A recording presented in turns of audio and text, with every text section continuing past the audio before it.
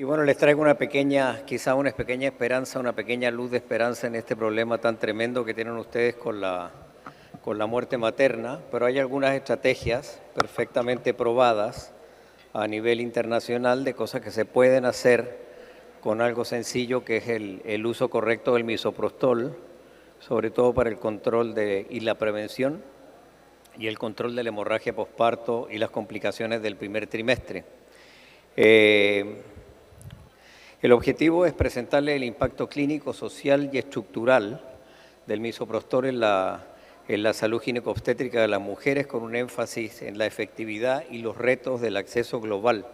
Si ustedes recuerdan, esto tiene aproximadamente más de 45 años en el mercado y el contenido de la presentación que voy a hacer va a estar basado en la introducción, los usos ginecológicos, cuál es la efectividad, la seguridad, el acceso y el uso en las diferentes regiones y sobre todo el impacto en salud, en la salud femenina y también el impacto en la práctica clínica médica, porque yo creo que una de las grandes barreras que tiene el uso de estos medicamentos es que el médico no sabe integrarlo bien, digamos, dentro de su catálogo de servicios en el consultorio, porque sigue pensando que es una consulta. Es un servicio de una atención en el primer trimestre, en la mayoría de los casos. Bueno, si ustedes recuerdan, y bueno, me imagino que la mayoría sabe, es un análogo sintético de las prostaglandinas y tiene efectos principales en la protección de la mucosa gástrica, pero también es un uterotónico, por eso que es ampliamente usado. Son las mujeres en Brasil, no son los ginecólogos los que empezaron a descubrir que esto tenía un uso ginecobstétrico. Fueron las brasileras que leyeron que decía no se usa durante el embarazo y lo empezaron a usar. Esto en los 80. Entonces, el desarrollo es bien interesante, ¿no? Porque previene las úlceras gástricas. Actualmente en México ya está, y es el misoprostol que hemos traído a la República Dominicana, tiene indicaciones precisas ginecobstétricas. Se cambió, digamos, la indicación. Antes era off the label, se usaba, la mayoría de los médicos lo usan, y este descubrimiento pues, nos ha ayudado realmente a disminuir, y les voy a presentar las cifras después, de una manera importante las muertes. Recuerden que mucha gente no tiene acceso a oxitocina, ni carbetocina, ni algún uterotónico durante un parto, o hay gente que tiene dificultad de acceso a los hospitales y mueren en las carreteras desangradas después de un parto, o mueren por una complicación de una... Eso, por ejemplo, es una de las principales causas de muerte materna en Panamá. En Panamá hay una comunidad indígena que se llamaban los guaimíes, ahora son los novebulés. La mayoría contribuyen el 70% de la muerte materna en Panamá, y en Panamá no hay misoprostol. O sea, por poner un ejemplo. Los usos ginecológicos son amplios.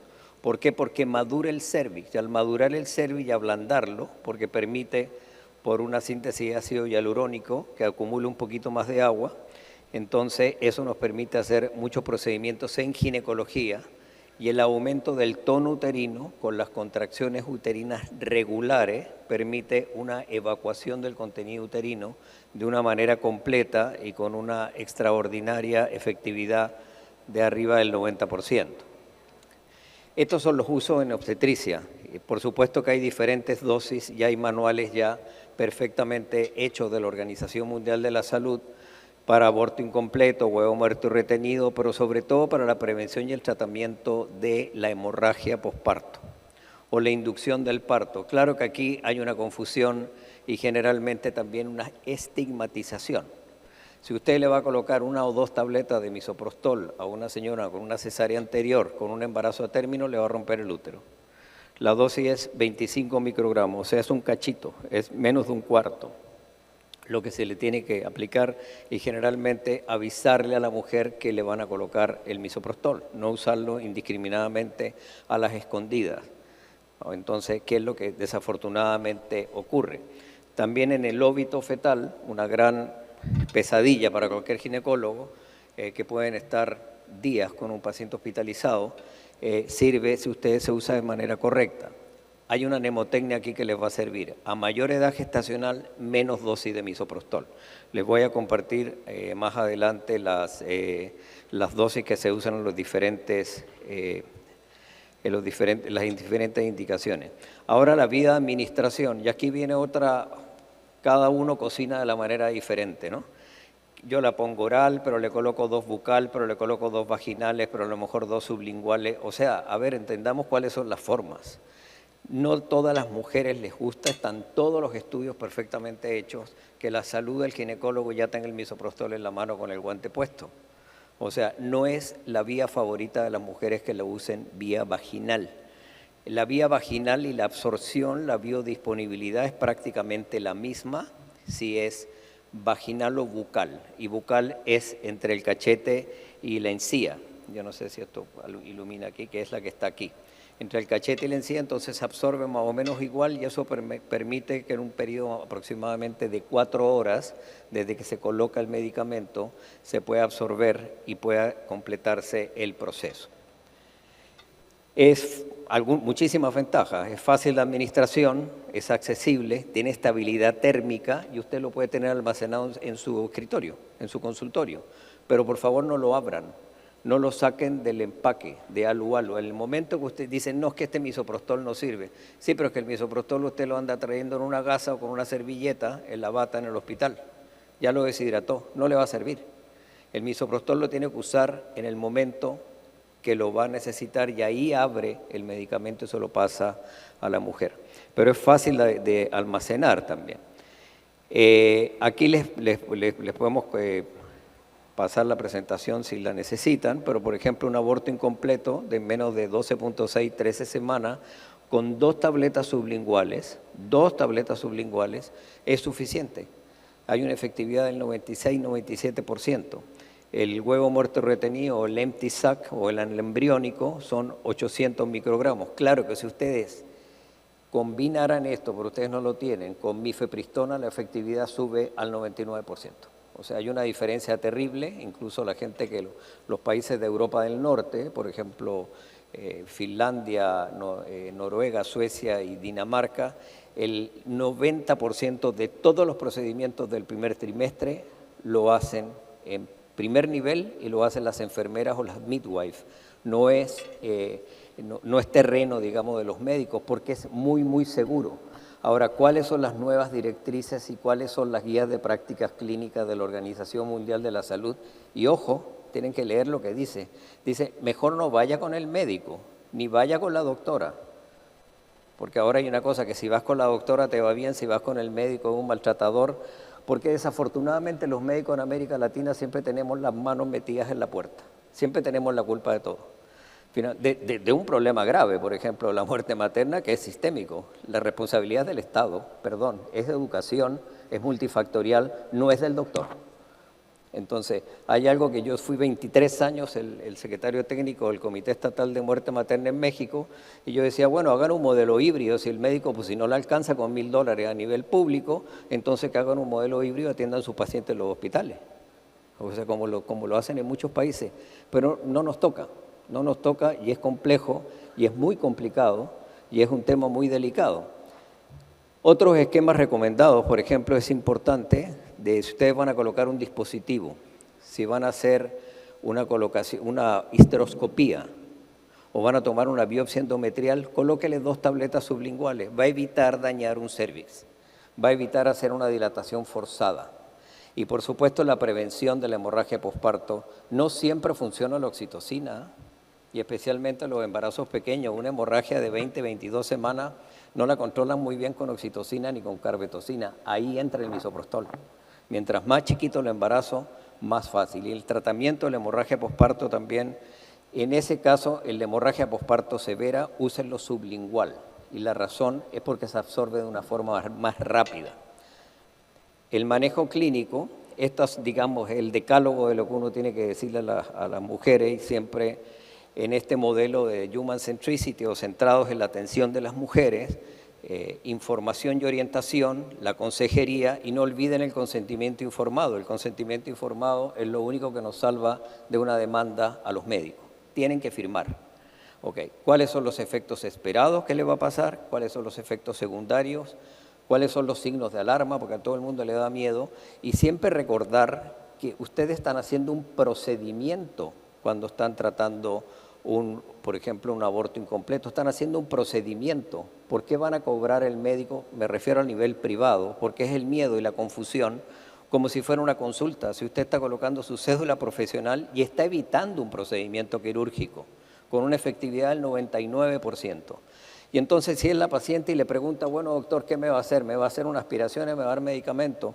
Claro, cuando usted está en un sistema público, por ejemplo, le dice, mire, para hacerle la aspiración, le tengo que colocar una pinza de POSI y se la muestra a la señora, ¿okay? Porque dicen, no, las mujeres prefieren una aspiración, la gente quiere entrar a quirófano.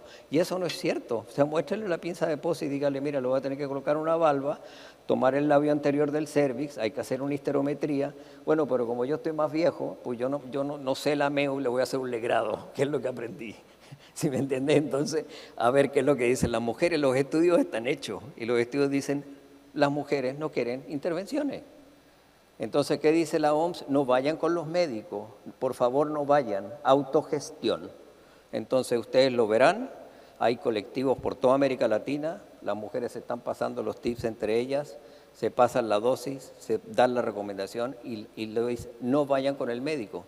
Entonces, bueno, por todos lados estamos fregados. Posibles complicaciones son bajísimas. El nivel de infección es 0.016, o sea, menos de 1 en 10.000. Lo que sí es importante es cómo manejar el dolor, cómo explicarle que controlen el dolor. Una bolsita de agua caliente, siempre acompañadas. Y por supuesto el seguimiento, que es otra consulta del médico, hacerle un seguimiento y también hacer un ultrasonido para estar seguro que todo está bien. Claro, por favor no le hagan el ultrasonido a los 2 días porque siempre van a ver como el fondo de una taza de té, porque es un proceso fisiológico que se va eliminando todo y hasta que le ven el endometrio delgadito, ¿no? Pero siempre es muy importante orientar, informar, pero el consentimiento informado. Hago esto énfasis siempre porque es algo que no se nos olvida, que no se les olvida ante colocar un dispositivo, el consentimiento informado y siempre asesorarlas que en caso que pase algo, bueno, ahora los que tenemos celular y se lo damos a nuestra paciente somos esclavos del WhatsApp, entonces lo más probable es que sí nos van a estar marcando un montón de veces, entonces lejos de que sea muy sencillo para el médico, usted tiene que estar pendiente por lo menos el día del proceso y le van a preguntar muchas veces, luego se acostumbran y por cada mujer que ustedes atiendan con misoprostol, porque ya saben, está en todas las redes sociales, le van a llegar 5 pacientes, también eso está muy claro. Estos son los efectos esperados. Efectos esperados es que debe tener sangrado para que haya evacuación del contenido uterino con dolor tipo cólico, con expulsión de coágulos. Claro, que si le dice, pero ¿qué es normal? Si usted tiene coágulos del tamaño de una naranja por más de 2 horas, o sea, llama al médico, ¿no? Pero las mujeres lo van a hacer. Las mujeres son muy inteligentes, tienen instinto, lo van a hacer. Entonces traten de no intervenirla. Efectos secundarios esperados, escalofrío, fiebre, porque contrae la musculatura lisa y los grandes músculos no se contraen como el útero, sino que entonces la paciente, lo increíble es que entonces las mujeres te dicen, entonces doctor voy a tener escalofrío, fiebre, voy a estar sangrando y con diarrea. Sí, pero es un rato, 1 o 2 horas lo controlas el dolor. Los efectos secundarios son transitorios y más de 4 o 6 horas no duran, se quita. Signos de alarma sería que no hubiera sangrado y que continuara el embarazo, y eso pasa en el 1 al 2%, o que hubiera fiebre por más de 24 horas, ahí la incidencia es 1 en 250.000, es muy, muy raro, y los sangrados ya se los expliqué. El manejo del dolor es importantísimo que estén acompañadas con una bolsa o un pad calientito en el abdomen, para que se pueda relajar. El acompañamiento que ustedes les dan con el teléfono es la diferencia fundamental. El objetivo, bueno, el seguimiento, es importante que la citen a los 7 o los 14 días. Muchas veces lo explican claramente y lo entienden muy bien para valorar el resultado del tratamiento y ese es un momento ideal para ofrecer una consejería anticonceptiva y especialmente, y pensando en la gente más joven, que a veces, digo, hasta el diabético se le olvida tomar sus pastillas para la diabetes o el hipertenso, pero considerar que los métodos de largo plazo hay mayor adhesividad al tratamiento, entonces hay mayor continuidad. La eficacia del misoprostol solo va del 75 al 90%, desafortunadamente ustedes no tienen mifepristona, porque ahí aumenta la efectividad al 99%. ¿Ok? La aceptabilidad, o sea, las mujeres que pasan por esto y luego le hacen una encuesta seria, hecha por la Universidad de Berkeley, Yale, la Universidad de Harvard, le dicen, bueno, ¿y cómo le fue? ¿Qué haría usted de nuevo? El 95% dice, yo haría de nuevo esto, yo no quiero entrar, aparte que ya perdí un bebé, que tengo una pérdida, entrar a un quirófano, que me aspiren o me alegren. Entonces, ¿quiénes son los que más usan estos esquemas de medicamento? Las clínicas de fertilidad, porque les permite volver a hacer otro ciclo de una manera rápida. Es importante recordar que si ustedes usan este esquema con medicamentos, la fertilidad regresa a los 15 días. ¿Okay? Por eso es bien importante que le digan, porque de repente en el imaginario piensan, bueno, como ya perdí el bebé y ya me tomé el medicamento, no me voy a volver a embarazar. Entonces se vuelven a embarazar y van a decir, no, pero es que la doctora no me dijo. No, si la doctora sí la checó, lo que pasa es que usted nuevamente se volvió a embarazar. Ese es un tip clínico técnico bueno.